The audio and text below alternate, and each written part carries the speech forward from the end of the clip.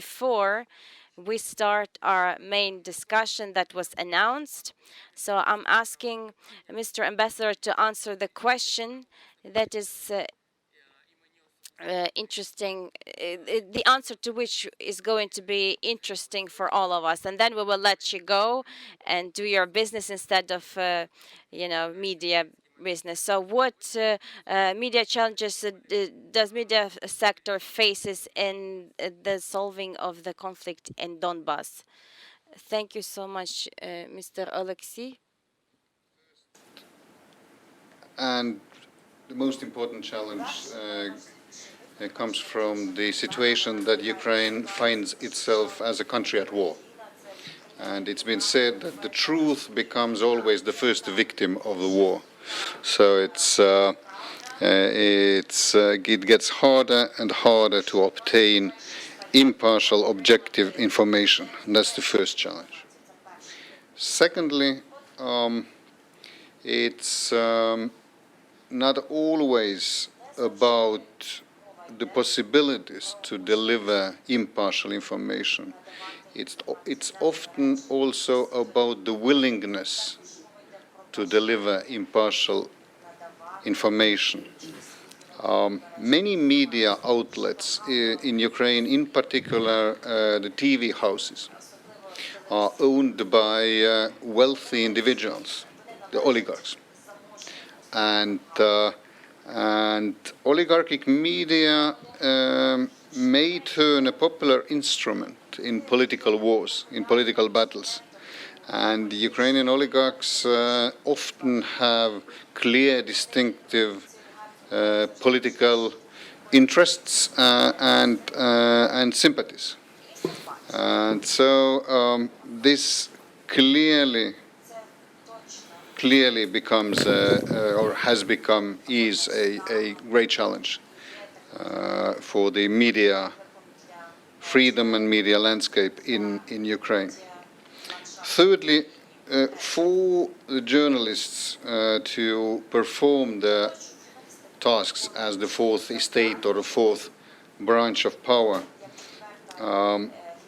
is also a challenge.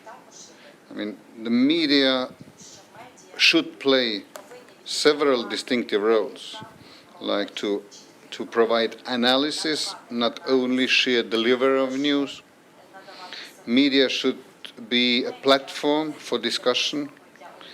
Media should be a mechanism of the checks and balances in the society, a full-fledged instrument, if you will, for citizens to react and to influence the decisions of state authorities.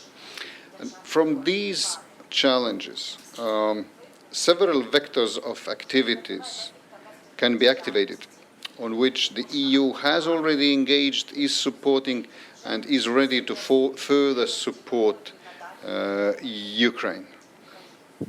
Promotion of media literacy, de-oligarchization of media, development of independent media, which includes strong, independent, and sufficiently funded public broadcaster, protection of the information space and protection of journalists, including the completion of all investigations of all crimes committed against journalists, of which the perpetrators must be brought to justice, and development of ethical professional journalism. So the challenges are huge, but that always also gives us the ground to work together, and the European Union is ready to support you in this. Thank you.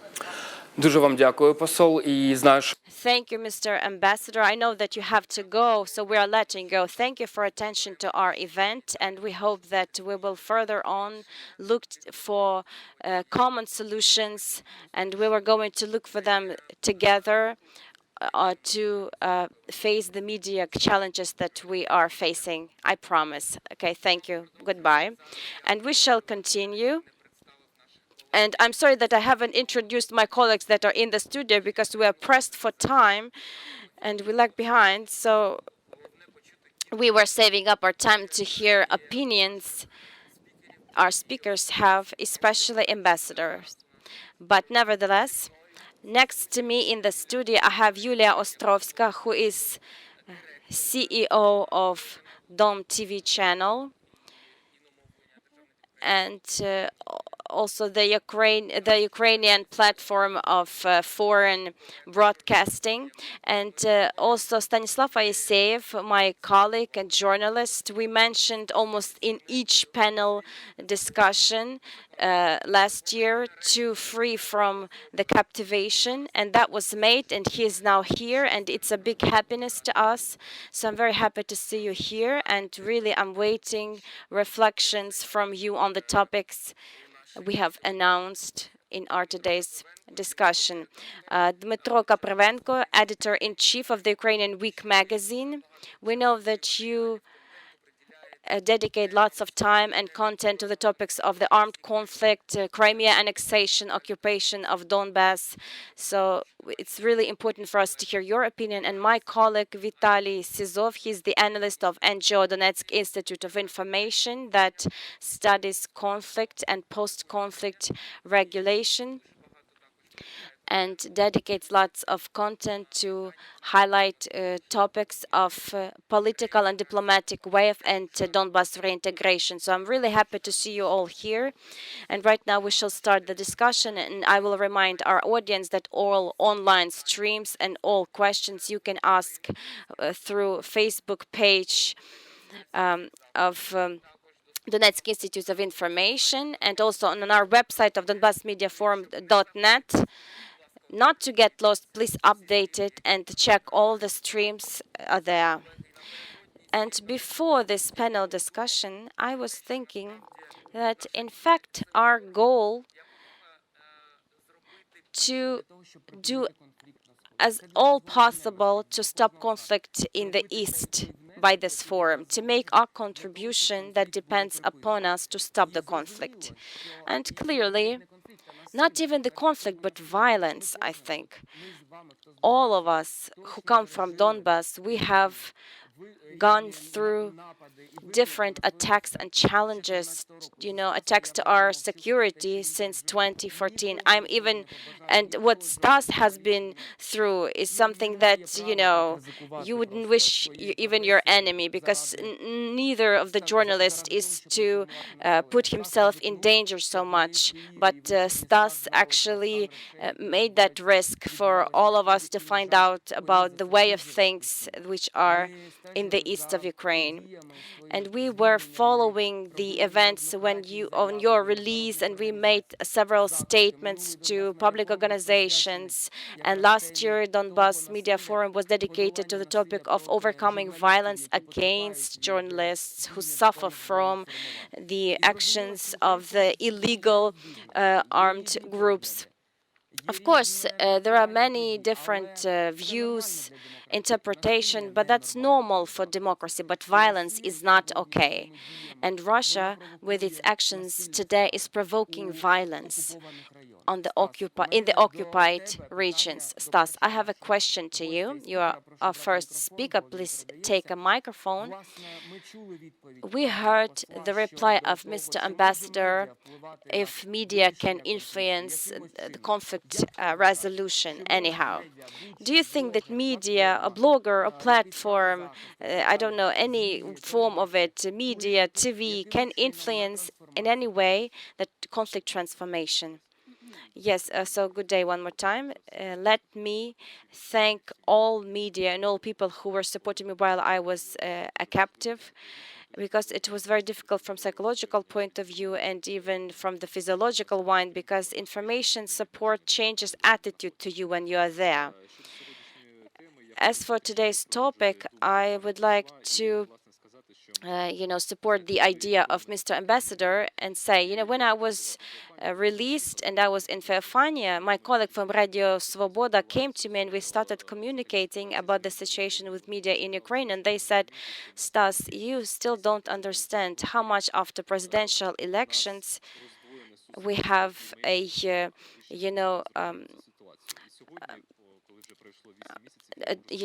like a two-way society and opinions, and it's a big problem actually in or two-sided problem in our society, because today we're not only speaking about journalist standards, this or that media outlet is to follow, but we are now on the level of the media standards and philosophy, because in 2014 we all know that a very powerful Russian propaganda was in media, not only in the occupied territories, but also in the territories controlled by our country. And we had to respond to it in the similar way that the Russians did, because if the Russians were not afraid to speak about crucified boys, but I can say that a lot of media, they moved to the emotional sphere in Ukraine, and after 6 years of war, emotional intellect, emotional component prevails in many publications, and even videos that you can see now, even on the topic of the war. It's a main problem. You can see now that media are moving more to, some electronic format. Facebook, where the emotional component, absence of argumentation in the materials that are published. And we can also mention another component, that there is no more long read. It's rather short. We don't know. We are not actually good at reading the materials well argumented and long read, and that's the result from 2014. So now I have a question into the quality of Ukrainian media, which are changing the quality right in front of our eyes. So the trust to the media and publications that we see correlates a lot with the political component now, not even in the sense that media is dependent upon some political forces, but it's also because of the recipients, so people who are going through that information, they depend a lot about their opinion, when they perceive this information. So roughly speaking, if you were voting for Zelensky, then probably the materials that will critically refer to it, you won't even read, and vice versa. But critical thinking, it's the unbelievably important in the situation when you opening some resource do not understand whether it's true or not. So to question any resource, any information, is the demand to people in general, not even journalists. Of course, the political component influences media as well, because they are very multi-layered today. Thank you, Stas. We will go back to the conversation about the separation in the professional environment. We have been speaking about it for 6 years at Donbas Media Forum. There are many different views, groups. As for Donbas or reintegration, the journalists divide into different groups. The role of patriotic views, how much can the journalist be a patriot? But the co-founder of this forum is Dom TV channel, and they have recently launched together with UA TV foreign broadcasting. So in Ukraine we have two state broadcasters, both for all Ukraine and for non-controlled territories.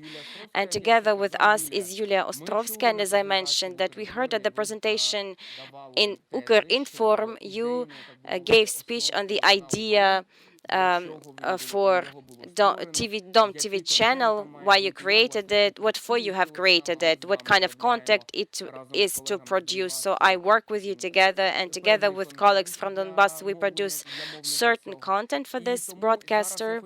So right now I would like to ask you, what is there a place for dialogue in the content you produce?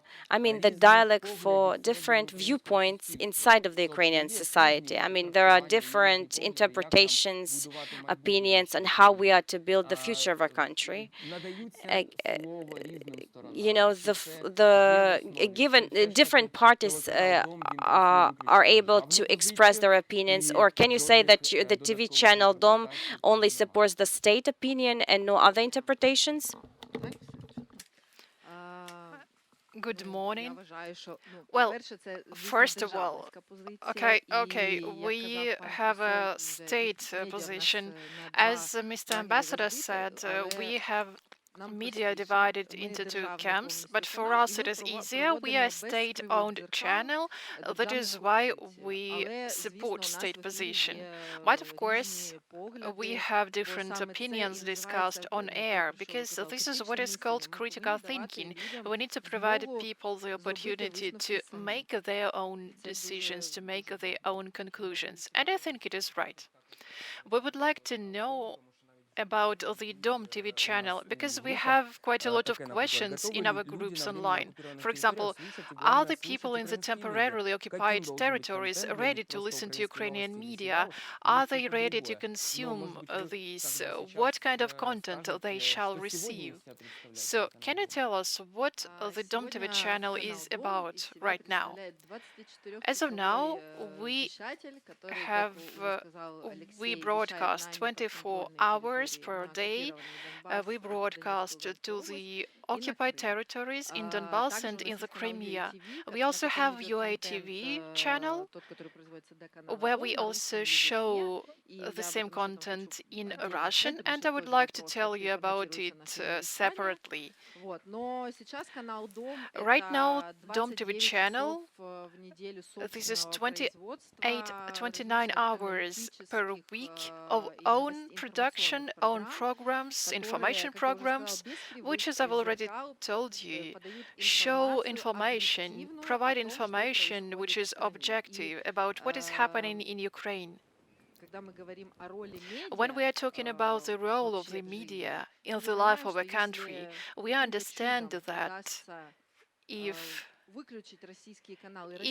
we somehow manage to turn off the Russian media in the occupied territory and in the rest of Ukraine, in my personal opinion, in 6 months, people will start having critical thinking. They will start understanding what is really happening. So this is what we are trying to do. We want to bring people trusted news. We want to show them what is happening in Ukraine. We want to get back their interest to Ukraine. And we want to tell about Ukraine to those people who are in so-called captivity right now. We understand that we might not reach the minds of those people who are pro-Russian, who are manipulated by Russia, but we hope that the day will come and the territory which are temporarily occupied will have Ukrainian flags hanging everywhere. We hope that everything will be good. They will get back to Ukraine. Also now they might say that they don't want to join us now, but we want to tell them what Ukraine does right now to reintegrate the occupied territories. This is our key challenge and key task today. We want to tell those people what will happen when Ukraine will be united once again. We know that you have a presentation, but probably we will get back to it later. And now I would like to give word to Dmytro. Dmytro, do you agree that today we need to have separate broadcasting for the non-government controlled territories? Because we need to build the communication element. Well, of course, we need to use any opportunity to be able to be present in the informational space of the occupied territories. I personally consider it would be best if those media that were not created specifically for the occupied territories shall be present there, so people know what is happening in Ukraine, and they can hear the position of the Ukrainian media.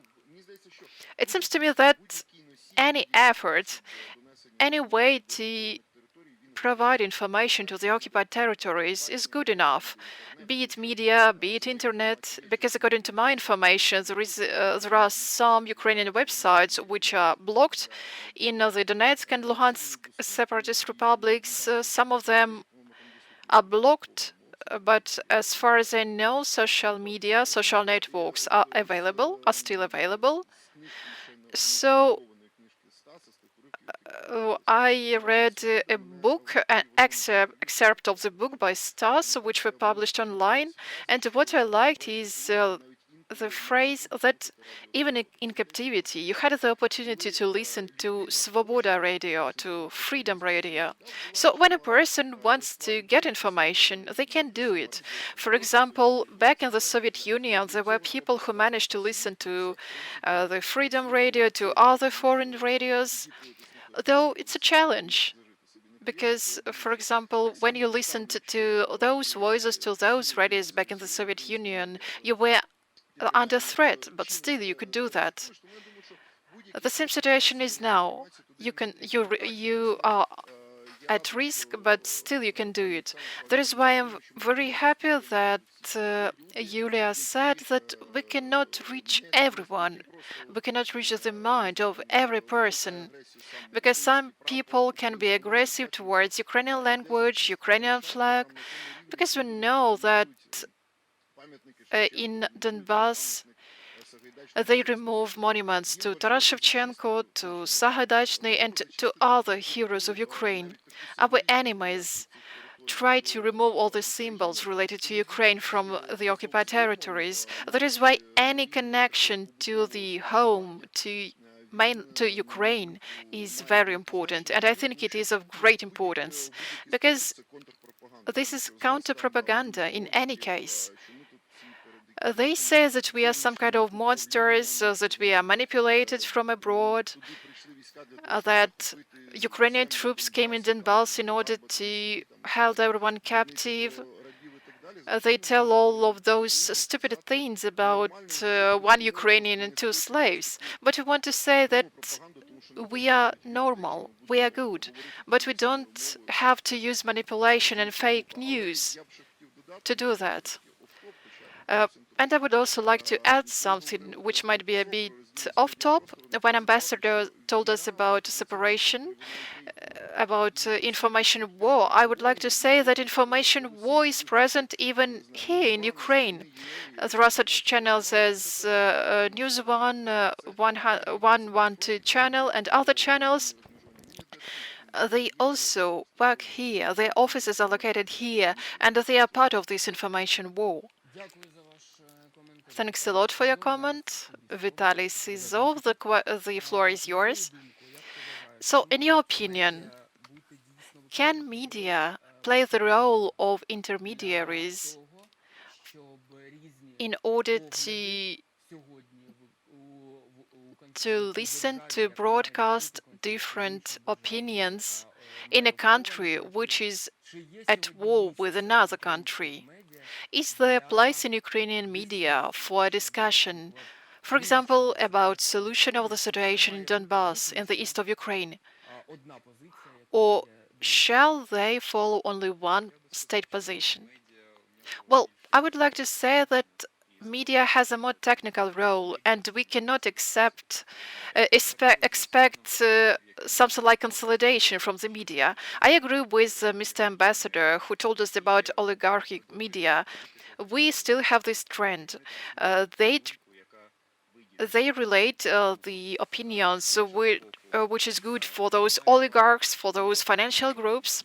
We don't have a lot of independent media, but they are also separated, following different ideological patterns. Even before the war, I read many newspapers in my work.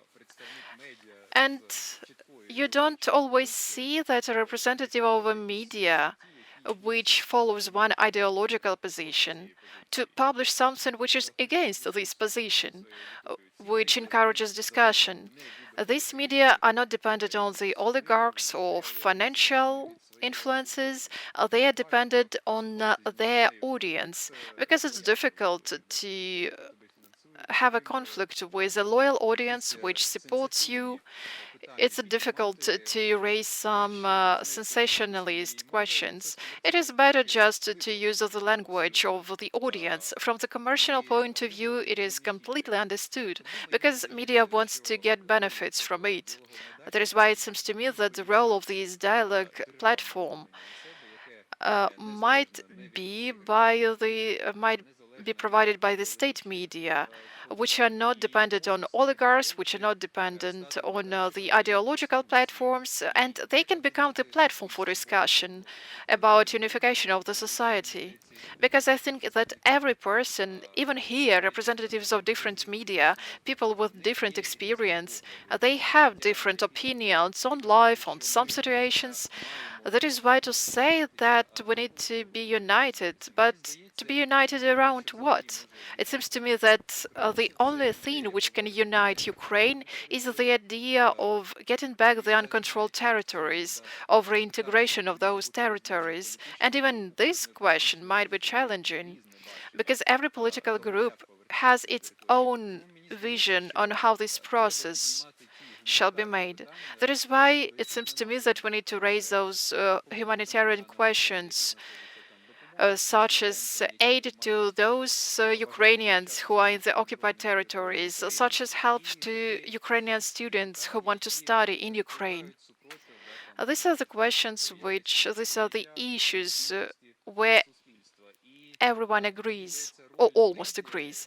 It seems to me that the role of the media is at least not to make it worse, not to worsen the situation, because a lot of Ukrainian media try, well, it is my personal opinion, they might worsen the situation from the point of view of of uh, their work. They want to hype on some situations. Unfortunately, this ideological position creates some problems in the media. Ukrainian media might repeat terminology of the civil war when they say that we have citizens with another opinion. In terms of the Russian aggression, it seems like these citizens are wrong. So it seems like we can fight them or what? In this situation, seems to me this is something like a narrative of a civil war. I think it is wrong. I think we need to have basic values such as humanitarian values and to unite around them, and not to try to show people who disagree with you, who have different opinion, or who have different experience, different story, different thoughts. Well, because these thoughts are formed based on an experience. In my opinion, it is better to accept those people. If they don't do nothing illegal, nothing criminal, we need to provide them a platform for a dialogue. Because these speech that we need, this rhetoric that we need to fight someone continues, and it's quite easy in a critical situation, such as it was in 2014, to consolidate people around some ideas which are not completely understood, which are fanatic, and to use it against the Ukrainian state. It seems to me that we need to find ways to understand each other. But of course, within the Ukrainian legislation and within the standards of the journalism ethics, because we are talking about differences which are normal in any democratic country, in any democratic society, but we're not talking about propaganda of violence, because sometimes some content is a call to violence, as we saw in 2014 in Donetsk, when there were new anonymous groups, if you remember, using different media platforms. There were media platforms which calls to find people who have pro-Ukrainian position. Unfortunately, there are things like that even in the greater Ukraine. There are citizens who think that the role of the media is not to inform, but to form a radical position. Unfortunately, there are such trends in Ukraine. By the way, the Commission on Journalism Ethics has a lot of cases of non-committing to the journalistic standards. But my question to all of you is the following. We all produce content at different stages of our careers. So, where is the limit that you shall not cross so the audience doesn't think that it is a call to violence? For example, if one of the speakers calls to outwards violence and we put this commentary. Відбувається. От, власне, у кого який досвід з цього питання був? Давайте, Дмитре, з вас почнемо. Ну, дивіться, є поняття. So there is a notion, of protecting the motherland, and then as a call to violence. I think no, because we support our army, and we are thankful for protecting Ukraine. No, I do not mean the armed, battles in the east. I mean our political ones, when there are such things, when certain sides are calling to violence against other parties. We have many examples like that in the history. Take a look at the Kiva's behavior, for example. Well, it's a part. You see, our position is not to give the word to anti-Ukrainian forces. We think that it's impossible to have a dialogue with representatives of the fifth column of the enemy, so we cannot have dialogue with them. And the other parties of Ukraine, it doesn't matter if we like the party of Sluha Narodu, it doesn't matter, but we communicate with them. And I think that anti-Ukrainian forces are usually calling to violence because Russia is interested in chaotization of Ukraine and another about the internal conflict, unlike the aggression we see in the east and in Crimea. And Russia would have been very interested in it.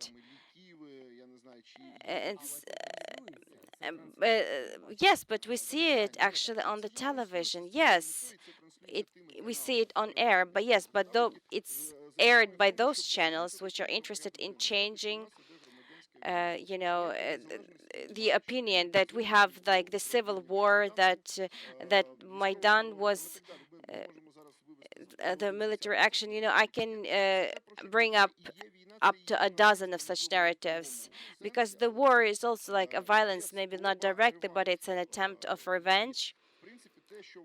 And the fact that we have them on air is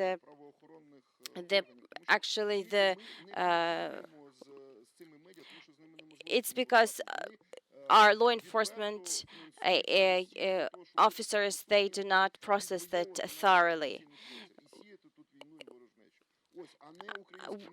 Non-Ukrainian media, they're becoming the tools for Ilya Kiva.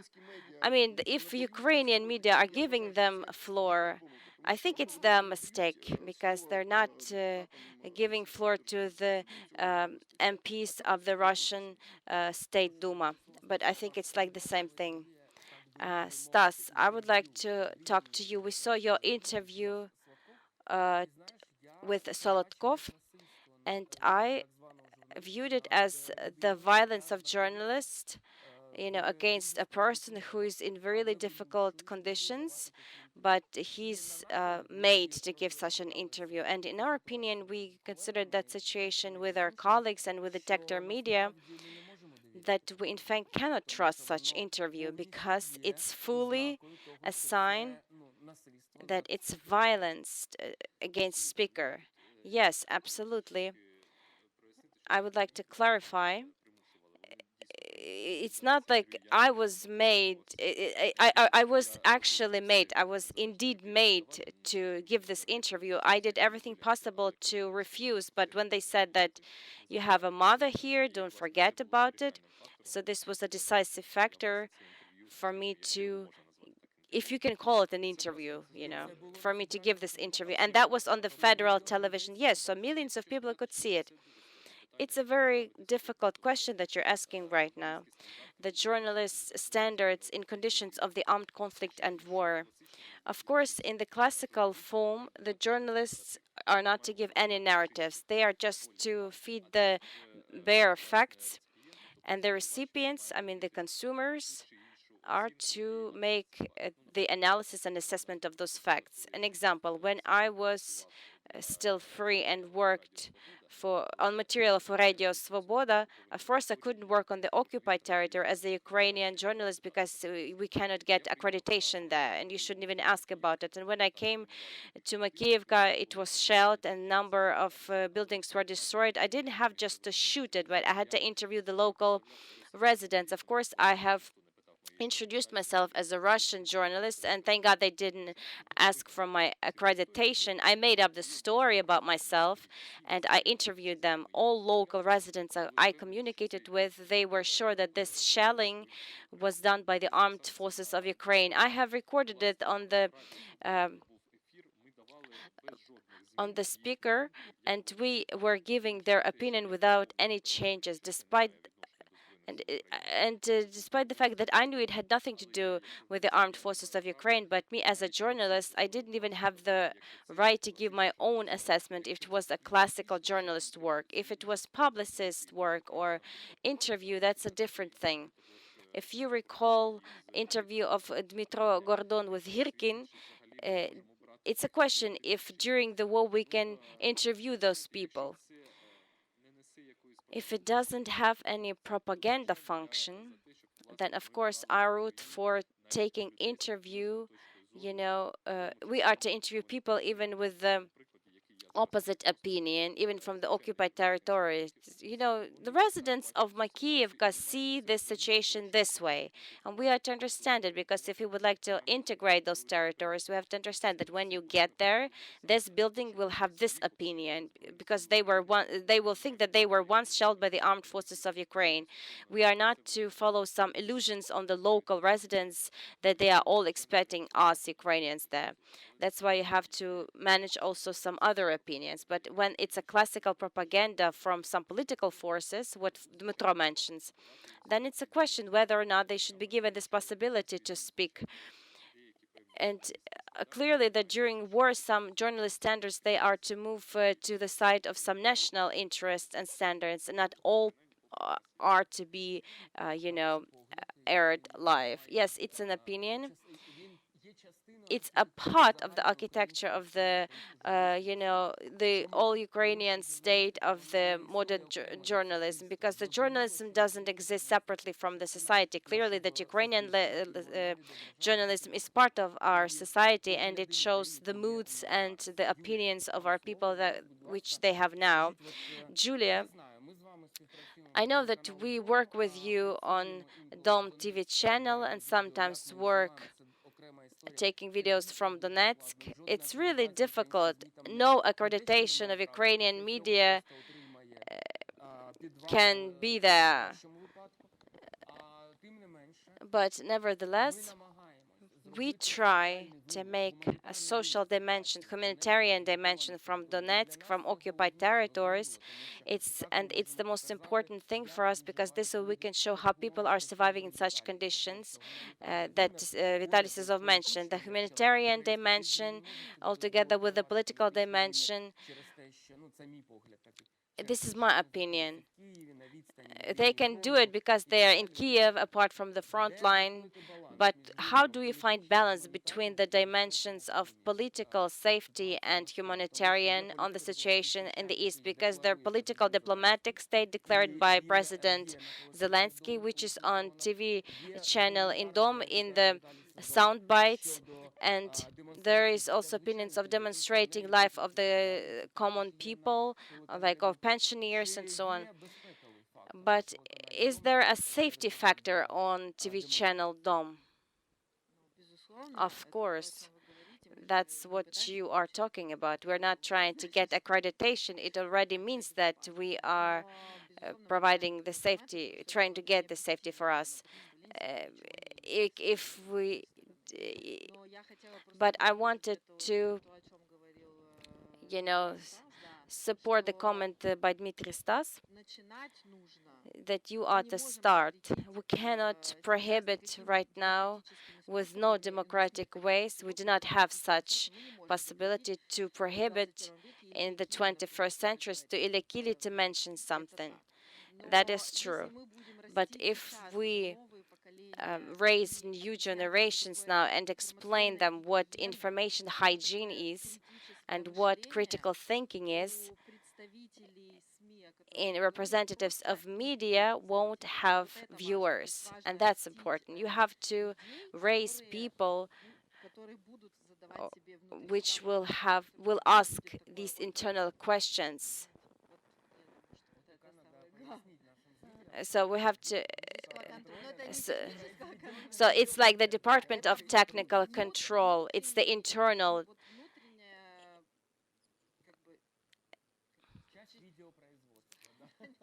So the part of the video production, right? Which is no, it's the moment till which you're not going to ask questions, and then it's also the point at which you are going to start questions. When you understand the information to be taken from different sources, and you have to sieve it through you in this way, or not when something is imposed on you, when you just read something. So you shouldn't become a person whose world outlook is changing because of the today's newspaper. Like, this is the newspaper that I read today. This is my opinion for today. So the information hygiene, it's very important, but it's something that has to be, raised or brought up since childhood. We do have such a curriculum of media education, and we shall mention it today. I'm reminding you that all streams you can see on YouTube channel Ukrinform and Facebook page of the Donetsk Institute of Information. So Vitaliy Sizov is also with us. Vitaliy, I have a clarification. We hear different positions, but how do we understand, or how do we try to understand everyday interaction between people with different political views? You mentioned, and Dmytro is mentioning, that different views. But how do we understand, us as journalists, this efficiency of normal interaction that could have worked in the interests of Ukraine, or values of what we have during armed conflict, that we have to be like, that we are also somebody who's attacked by Russian Federation? I would like to go back to the previous speeches and partly answer your question, because it's a very controversial question about not giving somebody a voice. But what if the person from the state position is saying that he would like to start the civil war in Ukraine, just like it was after the presidential elections, when the society was polarized and lots of media personages were calling to aggressive behavior? I shall not quote them in relation of those people who have voted in the way that they were not supposed to. And a lot of people were saying that we are now we have to, oppress a certain part of the citizens because they didn't vote in the way that they were expected, and say that we are patriots, and those people who vote like this are not patriots. But I think if we start, shutting down all, that's what we're going to do, because those people who are speaking about civil war, and they say that we have lots of citizens who are,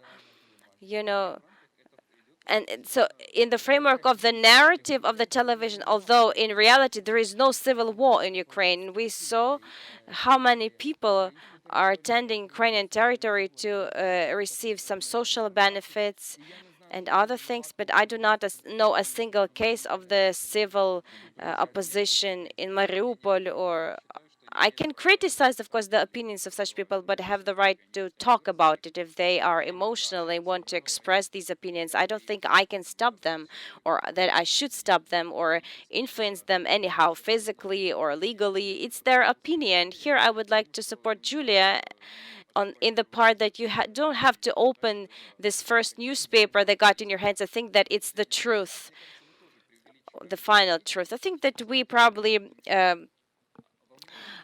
exaggerate the role of media here, because in many cities and the electoral geography shows that the convictions of people are much stronger than media, and even when media influences, people do not change their viewpoints. And that's why here it's important. I mean, I know that there are political parties that I like. You already named them. We only named one, but each person can say that I don't like any party. I don't like the party Voice or this Голос Слуга Народа or European Solidarity. It's their opinion. And unfortunately, for example, this political party has million voters, and we need to communicate with them. I think it's in the interest of the state to communicate with those voters. If we are not trying to, if we are trying to build a democratic society, or if we are not trying to build a society where different people listen to different media and live in completely different worlds. It seems to me that recently in Ukraine, I've seen something like this. People live in parallel reality. For example, one person people live in different bubbles. They see the same situation differently. They have completely different ideological positions, and they don't want to find a compromise. It creates foundations for polarization in society, which can lead in the next elections to something worse. The results might be worse because even if we take a look at the dates of the elections 2020, it seems to me that there is some unpredictability, and it helped the state position because voices of many people who have not decided yet, the votes of those people might go to those people who are heavily criticized by the state. And probably we might face a situation when the speaker of the country is somebody who has a different opinion. Okay, so one of my final questions to my colleagues will be the following. Dmytro, how do you engage different parts of the population? Vitaliy said that there are people who want to live in a bubble. They want to watch a certain TV channel, read a certain blog on a newspaper. They live in a bubble. So, how do you solve the issue of engaging new audiences to your magazine? We look from the point of view that, well, we see our audience. We, for example, want to engage a younger audience. If you want to do that, we develop online formats and so on and so forth. But it's not a uniquely Ukrainian situation. For example, in the US, the majority of the media are polarized. Some of them support Republicans, some of them support Democrats, and for more than 100 years, nobody changes that strategy because, as Vitaliy said, they have their own audience, and the media corresponds to this audience, to their tastes. When you told about so-called stupid calls to use violence to some parts of the population who voted differently, well, of course, we don't have to do that. I was talking about certain persons, right? Well, it's important to distinguish because there are some narratives by our enemies which live in another dimensions than separate persons. Well, this was an off-top to paint the big picture. We have our own narrative on the territorial integrity of Ukraine.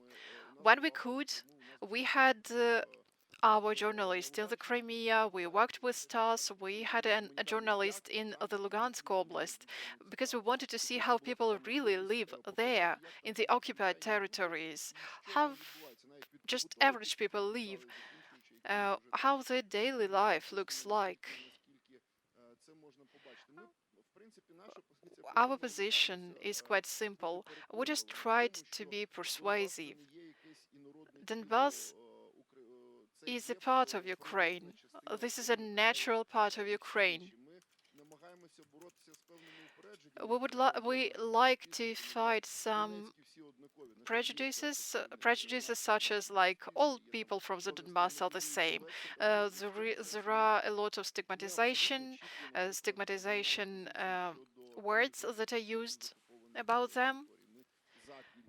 For example, we are for benefits for students from the occupied territories. So there is also always a space for discussion. But it seems to me that a pluralism of thoughts on one hand is schizophrenia, if I may say so. We cannot have two narratives that, for example, there is a war in Ukraine and there is a civil war in Ukraine.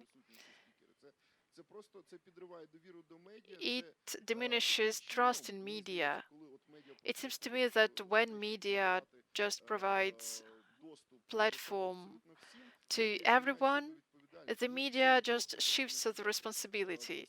Because, okay, people say that the media are unbiased, but in any case, we kind of paint a big picture of the world. In Western world, BBC standards look how they are used in the Falkland conflict. This is natural. We are not inventing a bicycle here. That is why we try to be persuasive, we try to stick to our narrative. And when we see there is a space for discussion, we do use it, but this is not limitless. Well, we also have some limits because we need to stick to a timeline. We have new speakers who are getting ready. So we have 4 minutes left, and I will give each of you a couple of minutes to say final words. In 2014, we tried to involve those people who were pro-Russian for discussion because it was before the military conflict. We called them pro-Russian activists, but this discussion was not possible back then. And then later we understood, because there were elements of very serious, there were representatives of the Russian military. After 6 years, it is easy to understand. So in your opinion, how do you engage new audiences to your posts, to your articles? Well, I'm short in time, that is why I will tell you a couple of words. I don't believe in communication with those people from the occupied territories who have completely different opinion. I think we overestimate the role of the media because we are talking about two different paradigms. Of course, we can see CNN, BBC, and other channels, other broadcasters who tell different opinions, but they are in one paradigm. For example, if people say that there are no Russian soldiers in the east of Ukraine, that there is no war, that the Crimea wasn't annexed, you won't be able to persuade this person, even if he or she watches a dozen of forums like us today, because we're talking about some positions, some thoughts which were formed based on many years of experience. When I was in isolation, when I was in captivity, I was with a person who was a victim of a shelling in one part of Donetsk when a bus was destroyed. So this person saw the shelling. He saw that it was not Ukrainian, it was Russian. And I asked him, have you ever told about this to the media? And he answered, even if those people who shelled it, even if they say live on air, yes, we did it, nobody will believe them. We're talking about different paradigms. That is why this is how I see it. Thank you. Yulia, about engaging audiences, your TV channel is a young channel, but what territories of Donbas and the Crimea your TV channel covers, and what are your plans? We have ambitious plans. We are grateful to Ukrainian Media Group who provided us content within the past few months. We hope we have plans to produce our own entertainment content. And then we will be broadcast via satellite, and we have changes in modulation of the broadcasters. That is why we will be able to cover all the occupied territories, and everyone will be able to see and listen to us.